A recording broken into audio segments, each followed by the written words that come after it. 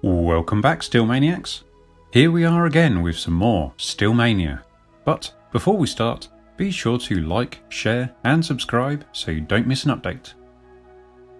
This is the second part of the mighty Sword and Shield battle report. It was a clash of titans.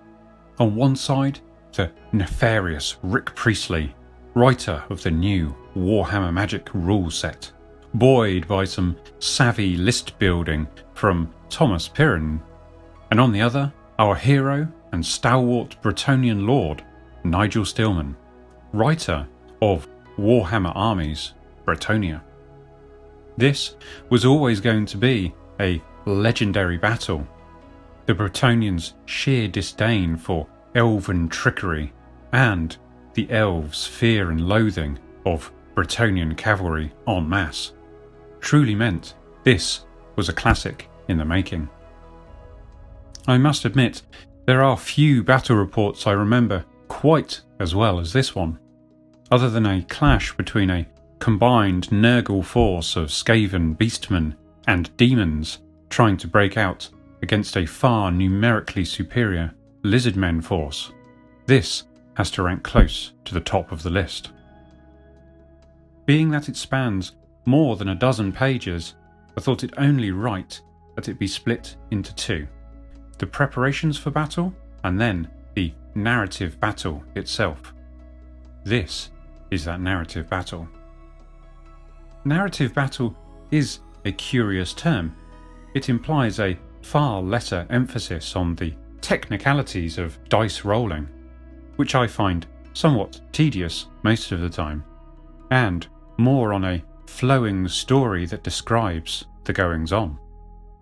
After all, by playing battles with dice, we are only trying to mechanically replicate the luck and happenstance that occurs in battle, to tell a compelling story of our own, without relying too heavily on a prescribed outcome.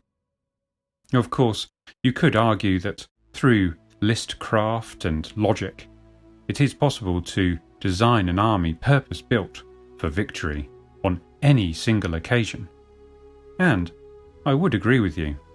However, where's the fun in that? Anyway, to war! Siegfried Wagner was an envoy and emissary of the Emperor Karl Franz during the reign of Leon Leoncoeur. He was in the middle of complex negotiations about the trade rights with Bretonnia when the Court of Lyonesse received rare visitors.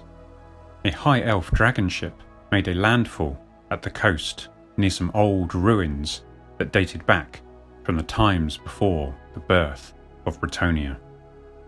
The messengers of Sir Francois Lenoir, the Duke de Lyonesse, rode out to inquire the reason for the presence of the elves. The knights returned with their answer.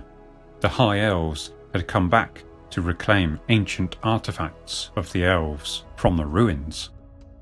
These treasures had been left there when the elves abandoned the old world after the war against the dwarfs. The high elves now laid claim to this ruined coastal city, but Sir Francois regarded it as part of his own lands. Both the high elves and the Bretonnians were proud and unyielding in their attitudes, and the negotiations came to nothing. As no agreement could be reached through talks, the high elves and the Bretonnians decided to solve the dispute by a trial of combat. Lord Agneux represented the elves, and Duke Francois named a champion from amongst his knights. This was Sir Edward, his youngest son, well known for his skill with the lance. The battle was swiftly over as Lord Agneux unhorsed the Bretonnian champion with one uncannily accurate thrust of his lance. The Bretonnians were forced to concede, and Sir Edward left the duchy in shame, vowing to do some great deed to restore his honour. Days afterwards, the court magician of Duke Francois revealed that the lance of the high elf noble was an enchanted weapon. This, of course, was a breach of the rules of honour that govern the tournaments of Bretonnia. Sir Francois immediately sent a message to the High Elves that the result was void and that he demanded compensation for the dishonourable behaviour of the elves. Lord Anur bluntly answered that no rules banning magical weapons in tournaments existed in Ulthuan, and that defeated warriors had no right to make demands. Outraged, Duke Francois gathered his knights and men-at-arms and marched to Stillmania, as the ruined elf city was called. He then issued an ultimatum. The High Elves would have to leave within the week or suffer his wrath. In response, Anur the Tall, the commander of the High Elves, ordered the repeater bolt throwers moved from his ship, weapons to be distributed amongst the crew, and elven steeds to be saddled. In times of need, every elf is a warrior, thanks to the training that each receives in their home country. He then marched to intercept the Bretonnians before they could reach the ruins, where his men were still searching for the grand relics of past ages. As the Bretonnians marched westward, they found their way blocked by the silent ranks and shining halberds of the Phoenix Guard. Duke Francois took this as an act of war and ordered his men to form a battle line. The small High Elf army did likewise, and so the battle became inevitable, neither side willing to back off. What resulted was an intense contest between the small, elite force of elves and the mighty throng of knights and infantry that made up the army of Lyonesse. Siegfried Wagner was invited to join l'Escamoche, as the Bretonnians called this battle, and told only to observe, so he would not get a chance to steal any of l'honneur. Siegfried, armed only with his journal, quill, and a bottle of ink, recorded the events as they happened from a nearby hill that provided an excellent view over the whole field. Siegfried was skilled in drawing as well, schooled in the University of Nuln, and thus he made maps that roughly showed the movements of the troops. What follows is an account of the events in this battle, as reported to the Imperial Court in Altdorf. The reader does well to remember that Siegfried observed the battle from some distance, and that, as he was a guest of the Bretonnians, he took great care not to offend them in the account of the battle. If the document ever fell into the hands of the Bretonnians, he wouldn't want to find an angry army of knights at the gates of his home city of Nuln. The Gauntlet is Thrown by Siegfried Wagner. As the first rays of the sun lit the field, both armies formed up in their full battle array. The regiments of the High Elves shone in the early morning sun, gleaming white against the retreating dark. But it was the resplendent knights of Bretonnia who held my gaze. With banners flying and pennants fluttering, the armies advanced. For a long while the two master tacticians struggled to gain supremacy. But the High Elf force was somewhat smaller and more manoeuvrable, and the Bretonnians were hindered by the commoners that were crammed in front of them.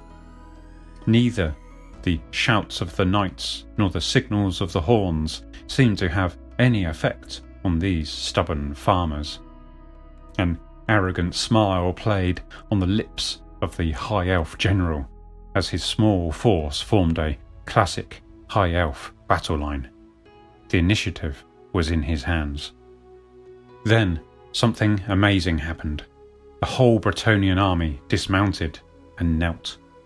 I could barely make out the words as the knights vowed to fight to the death for honour and justice. I saw how a silvery mist seeped from the ground and enveloped the Bretonnians in response to their faith. I saw a glow which grew ever more intense, breaking through the clouds until it was so bright that I could barely gaze at the knights. At that moment, I could have sworn that I heard an otherworldly chorus from the very earth itself. But surely that was just my imagination. Swiftly the knights formed their battle line again, and their cry rose until it seemed that the heavens would shake as they praised the Lady of the Lake. Meanwhile the High Elves, seizing their chance, advanced in echelon, which showed their long years of training. I was expecting the bolt-thrower crews to scythe down the knight regiments at any moment, but no whizzing bolt soared through the air. How was this possible? I had witnessed the power of these reapers before, and I knew just how deadly they were. I turned to see what was happening. The high elf artillerist, transfixed by a vision I could not see, stood unmoving, as if struck by an enchantment. I shuddered and quickly made the sign of the hammer to ward off the magic. I saw how the elf wizard, his fey eyes glittering with power, drew a complex design in the air with one delicate hand. Flames leaped from the ground towards the Bretonnians. I heard the commoners cry to the Lady of the Lake for aid, and lo, suddenly the flames flickered and died. I rubbed my eyes in amazement. High magic was the strongest of all sorceries, as I had learned during my studies at the University of Nuln. Surely it must be some miracle that I was witnessing. Now the trumpets blared and the massed ranks of Bretonnians started to move. The knights errant, eager for battle, thundered ahead of the rest of the army, picking the distant Phoenix Guard regiment as their chosen foes.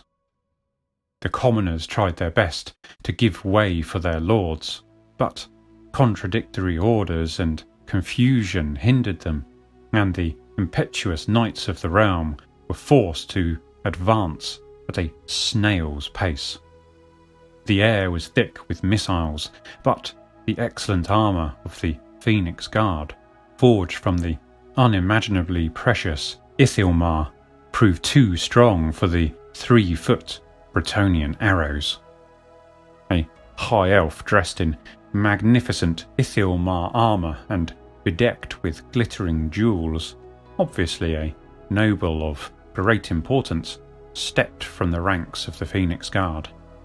He carried an elegant longbow of great antiquity, and he released not 1 or 2, but 3 arrows faster than my eye could follow. I saw 2 men-at-arms go down, and suddenly the air was filled with the war song of the High Elves. I do not understand the language of the elves, but the message was clear. First blood for Ulthuan. Rick's reaction. When I saw the Bretonnian army swarming across the field of battle, I have to admit I was frightened witless.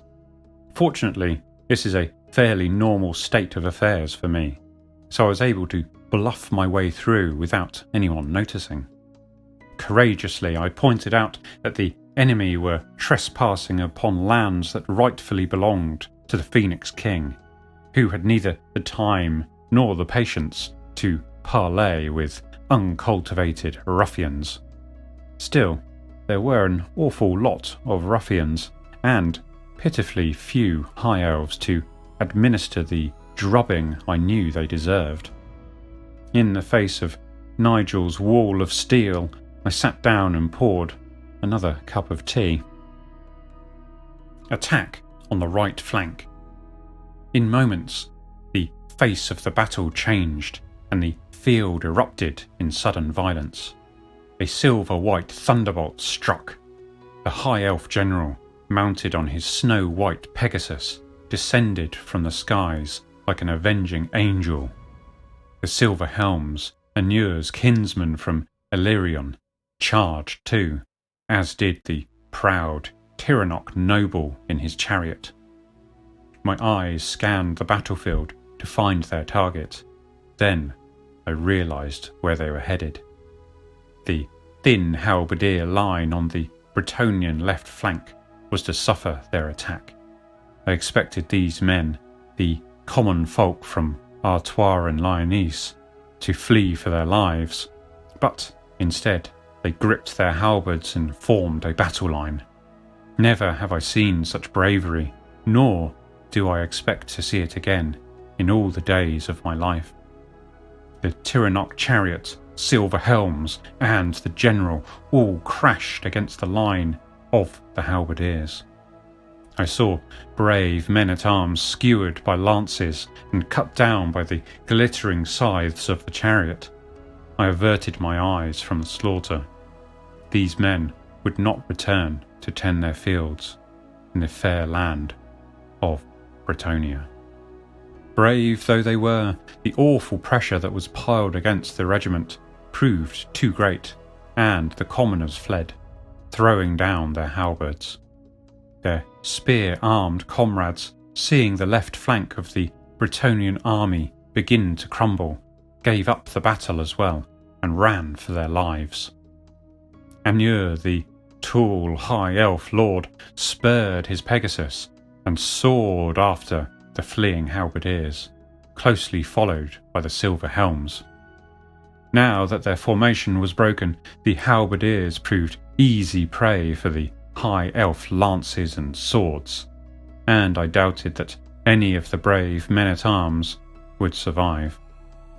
But at the last moment the Silver Helms turned their steeds and wheeled to their left. The ruse worked, and suddenly the men-at-arms who'd held their ground found themselves fighting against a regiment of grim-faced high elf knights. I saw how the high elf mage reached inside his flowing cloaks and produced a flask, doubtless filled with some enchanted brew. As the elf sipped the liquid, even I, untrained in the ways of magic as I am, could see a terrible nimbus of power playing about his high brow. He then chanted in a language unknown to me and drew a complex shape into the air with his slim sword. Wizard and the Warrior. The knights errant, continuing their headlong attack, charged against the Phoenix Guard regiment with lances decorated with frippery from the damsels who favoured them. They crashed against the elite guard of Ulthuan. The gigantic regiment of Knights of the Realm formed into formation 3 ranks deep, and the Bretonnian general urged his infantry to hurry and make way for the knights. But the commoners, confused and frightened by the clatter of battle, reacted slowly. Only the bowmen regiment on their right flank moved quickly and efficiently and made way for the unstoppable juggernaut regiment of knights. The relentless knights errant assaulted the high elf repeater bolt thrower battery, defended by the Phoenix Guard. The youngest and rashest of the knights errant, who, as I later found out, was their leader, picked out the wizard from the ranks of the Phoenix Guard. They exchanged numerous blows, the wizard and the warrior, and finally the war horse of the knight, a great beast of some 18 hands tall, smashed its hooves against the head of the magician. I saw a trickle of blood running down the brow of the mage and could read the terror in his eyes. The knight yelled in glee and raised his sword to deal the death blow, but then the flow of the battle threw the wizard and the warrior apart. The sheer pressure of the ranks of the elves proved too great for the knights. Their trumpeter sounded the retreat, and they wheeled away. With that skirmish resolved, at least for the moment, I now sought out the Silver Helms, who were engaged with one of the spear-armed regiments of commoners. Lances clashed against shields, and spears stabbed upwards from closed ranks.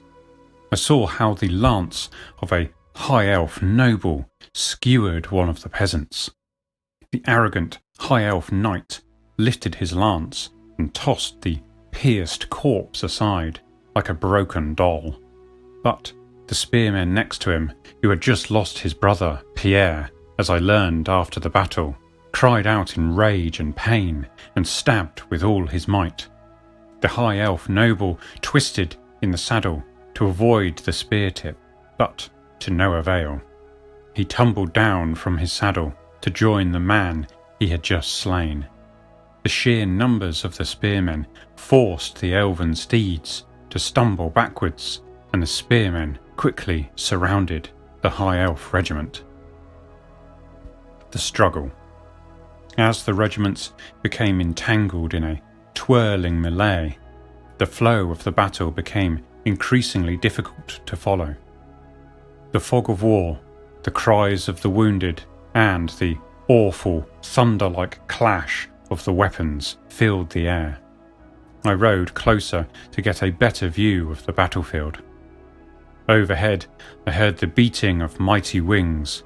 When I gazed upwards, I saw that the great Pegasus, Swiftwing, was soaring over the battlefield once again, carrying the lord of the high elf host, his long banner flowing in the wind.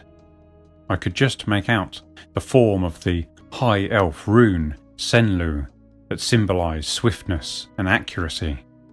On the ground, the shadow warriors emerged from the cover of the woods and peppered the Bretonnians with arrows.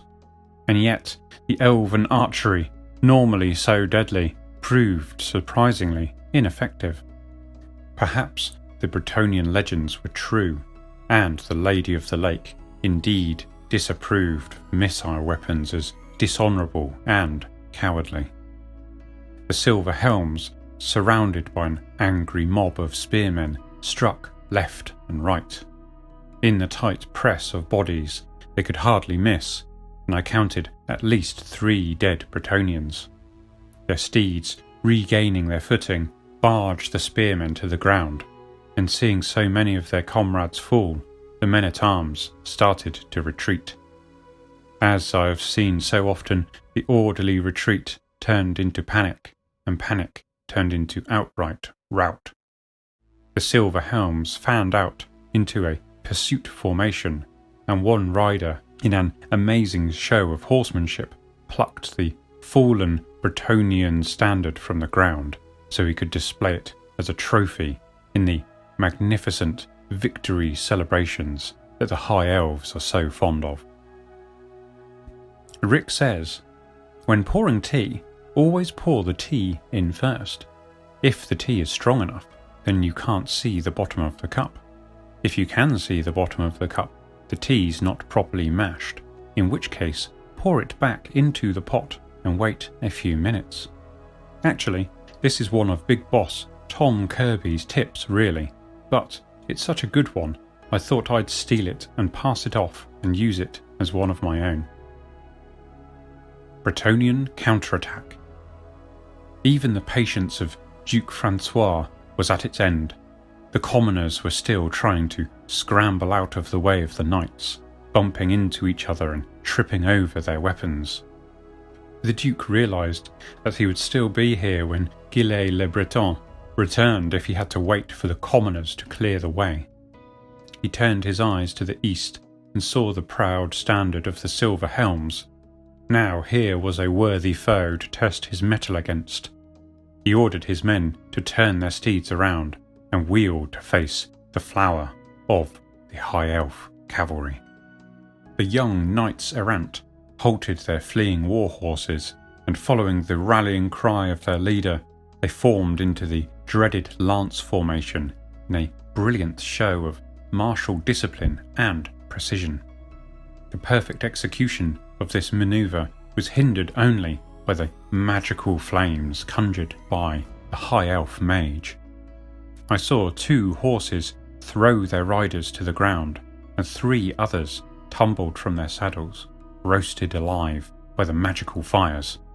But the remaining knights, showing their scorn for the dishonourable magic, raised their voices and started to chant the chanson of Gilles le Breton. As their voices grew stronger, the flames gradually grew dimmer until they flickered and died.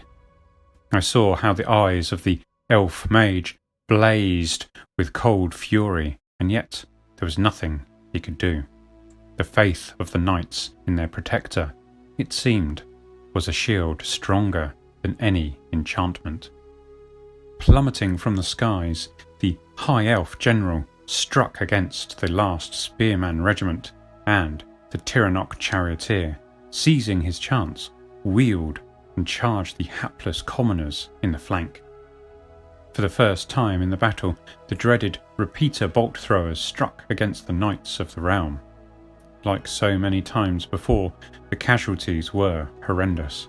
Knight after knight fell from the saddle, pierced by the deadly bolts, their armour useless against the lightning-fast missiles that could penetrate any protection.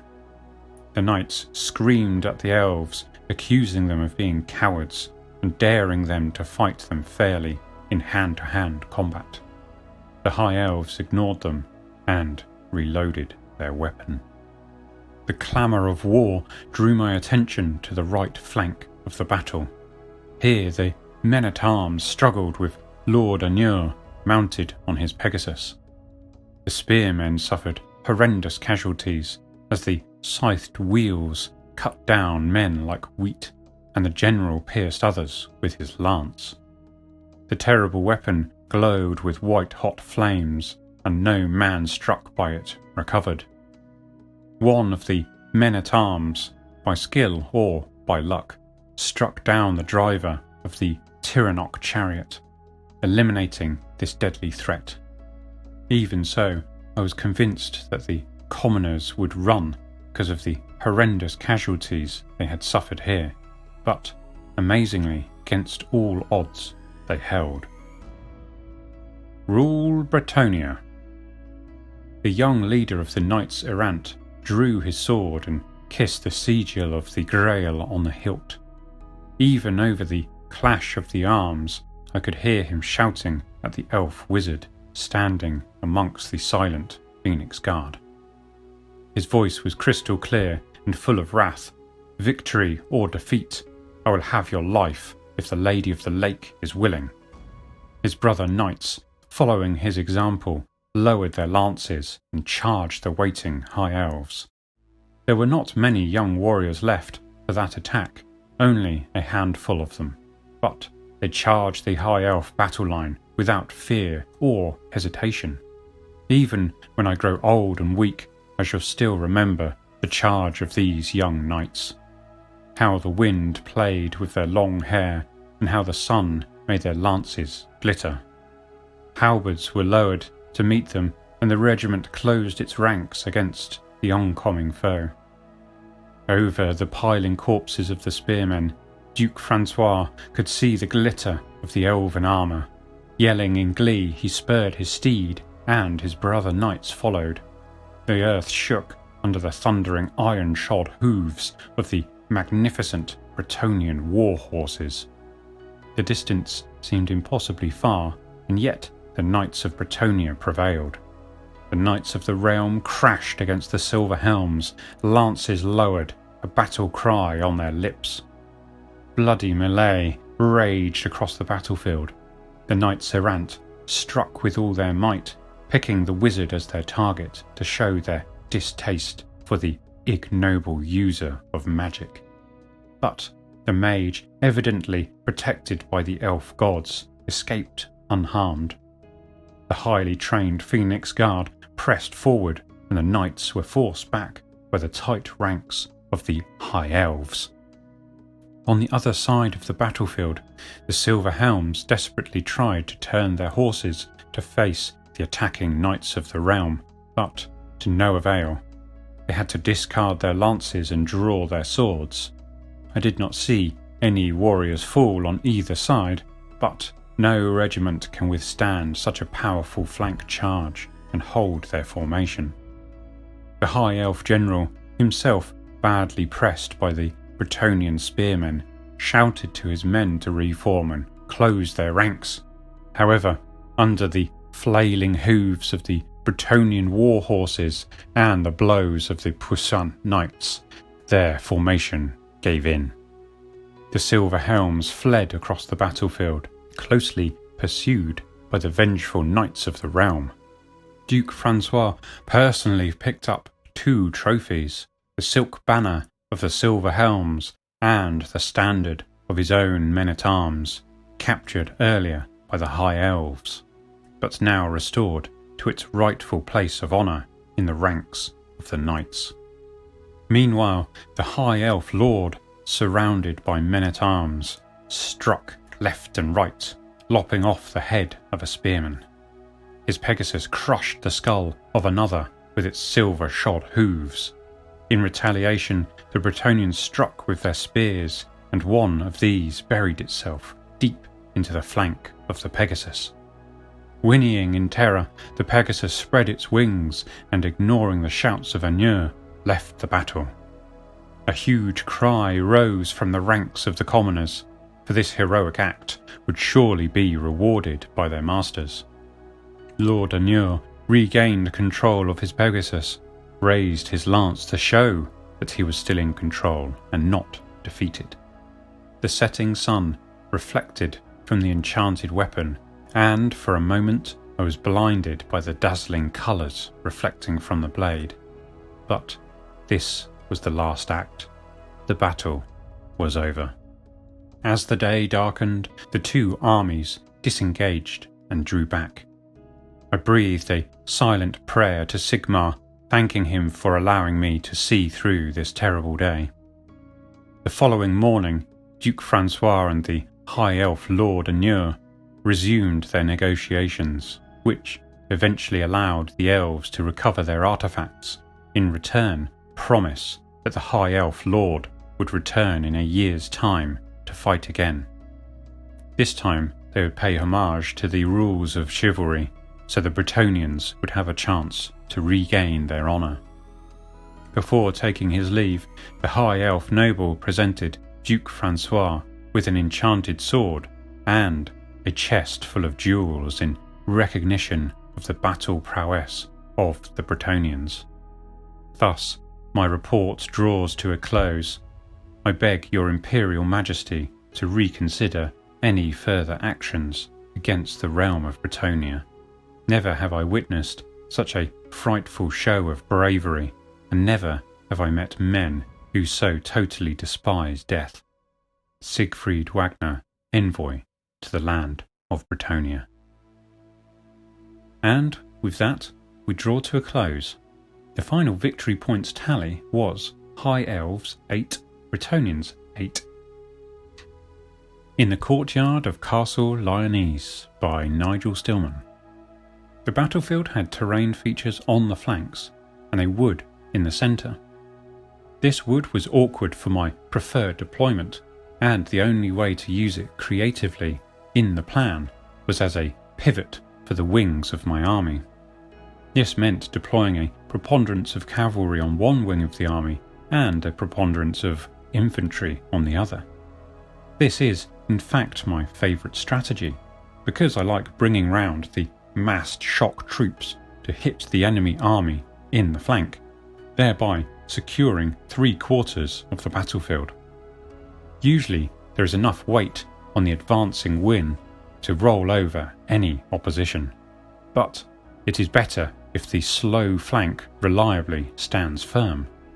You can instead plan for the slow flank to give way, but if so, it is a good idea for it to do so reluctantly. Therefore, the troops should be able to mutually support one another. They must move forward initially so as to have time and space to rally, and you need a reserve to hit the advancing foe as they chase after your holding troops, if they give way. The central wood was therefore the hub of the wheel and a crucial terrain feature to either control or neutralise.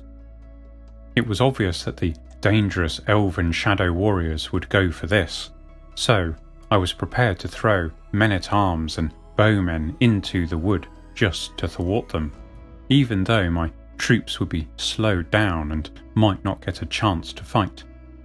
As it happened, the threat of the shadow warriors was contained, and the only menace posed by the wood was that it forced the knights to mass together.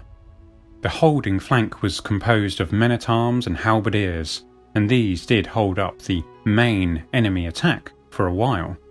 The unit of men-at-arms which ran when the halberdiers were cut down rallied a few yards further back.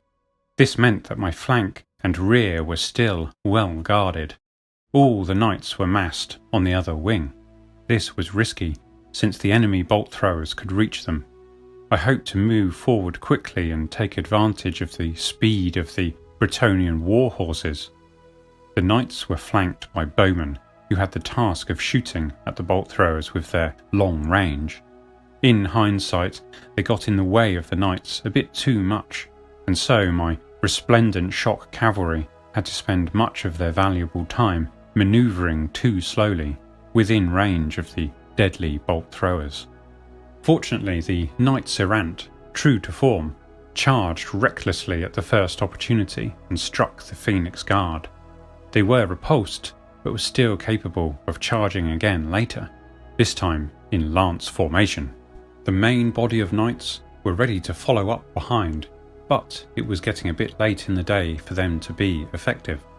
At this point, while the battle hung in the balance, with the advantage slipping away to the elves on losses alone, the enemy's best troops appeared on the left flank, having broken through the massed infantry. This enabled my main body of knights to act as the reserve I just mentioned. They turned, wheeled around and charged, hitting the silver helms in the flank. A little closer and they would have hit the rear. This forced the enemy shock troops to flee, and one of my fallen standards was recaptured. It was fortuitous that the knights had been slowed down in their intended advance so as to be well placed when the enemy main force appeared on the flank. Had the knights continued to advance, they would have found few enemies to fight. I am left with the view that perhaps 3 big units of knights are better than 2, and that one of these should be held in reserve.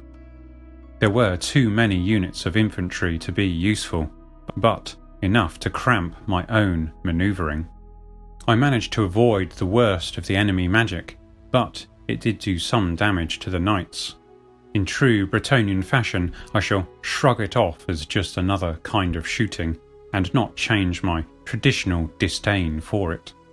It is true that the units of knights could do with the odd hero to give them an edge in combat against good fighters like elves, especially the knights errant, who seem destined to get into hand-to-hand combat quickly and often, usually on their own with not much in support. Some of my bowmen and men-at-arms will soon be in the castle courtyard, being taught to skirmish and to ride as squires. As the Dragonship Sails by Rick Priestley. With the game over, I thought the overall plan had worked well. The battle went pretty much as expected, and the High Elf army itself performed to par. The rock units smashed the enemy to their front, but my pursuit was poor, and I was hopelessly optimistic to attack a whole Bretonnian regiment with my general alone. It was my failure to keep at least 2 of my 3 rock units together that cost me victory. After my early success, why did I pursue with my general? Why? Even as I did it, I knew it was a stupid thing to do, but I just couldn't help myself. I suspect the tricksy Bretonnians put something in my tea. The clincher was the loss of my silver helms. Were they in range of the Bretonnian charge or not?